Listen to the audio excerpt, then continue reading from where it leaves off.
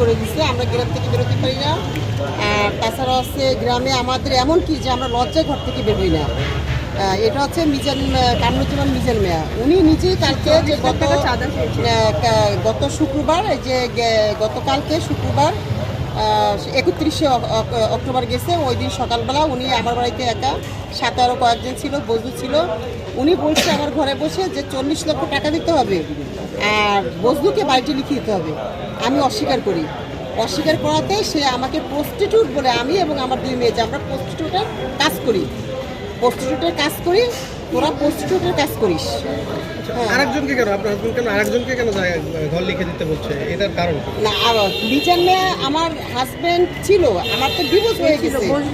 বজলু আমার হাজবেন্ড ছিল, সে তার সাথে আমার ডিভোর্স হয়ে গেছে, 1 বছর হয়। তো তাকে বাড়ি লিখে দিতে বলে, আর মিজান মেয়ে 40 লক্ষ টাকা সে দাবি করছে।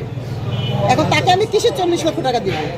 জিজ্ঞাসা করছিলেন কিনা প্রত্যুত্তরে কিছু? হ্যাঁ, প্রত্যুত্তর আমরা করছি, কিন্তু আমাদের সাথে সে দুর্ব্যবহার করছে, খারাপ ব্যবহার করছে। প্রস্টিটিউট মানে বাংলা ভাষায় বলছে, আমি ইংরেজিতে বলি, বাংলা ভাষায় আমাদের বলছে যে তোরা 3 ভিডিও আছে আমাদের কাছে, ছোট একটা ভিডিও নিয়ে নেবেন, তার ভিডিওটা আছে। বলছে, আমরা বলছি যে আমরা আইনের সহায়তা নেব, তারা বলছে আইনের সহায়তা নিলে আমার গ্রামে থাকতে পারবি না। গ্রাম থেকে দেখি তোরা কিভাবে গ্রামে থাকবি। ওনার ক্ষমতার অপব্যবহার করতেছে, আমার গ্রামে কোনো আইন চলবে না, বাইরে কোনো লোক আসতে পারবে না, আমি যা বলবো সেইটা। তা উনি তো ওনার ক্ষমতার অপব্যবহারই করতেছে। মনে হয় আবুল হোসেন এমপি, আবুল হোসেন সাহেবের উনি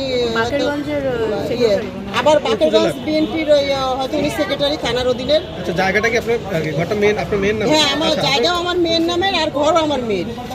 বাবা না, আমার স্ট্রিট ফাদার। এখন তিনি কেন এই ঘটনাগুলো ঘটাচ্ছে, কেন, কি কারণে এখন সে ঘটনা ঘটাচ্ছে? এর জন্য তার এখন পুরো বাড়িটা চাই। আর যে মিজান চেয়ারম্যান, মতলব চেয়ারম্যান না, সে এখন বলছে 40 লক্ষ টাকা এখন চাঁদা চাচ্ছে, আর পুরো বাড়িটা এখন তার চাই, কারণ আমার মায়ের সাথে তার এখন বিচ্ছেদ হয়ে গেছে। এর জন্য সে এখন পুরো বাড়িটা চাচ্ছে। এই নিয়ে আপনারা নিরাপত্তাহীনতায় আছেন কিনা ওই এলাকাতে? না, আমরা নিরাপত্তা নেই, আমাদের কোনো নিরাপত্তা নেই। থানায় গিয়েছিলাম, থানায় অভিযোগ করেছি। থানায় অনেকবার আমার মা গিয়েছে, কিন্তু থানার ওরা কিছু করে না। পরে কোর্টে একবার কেস হয়েছে 2 বছর আগে।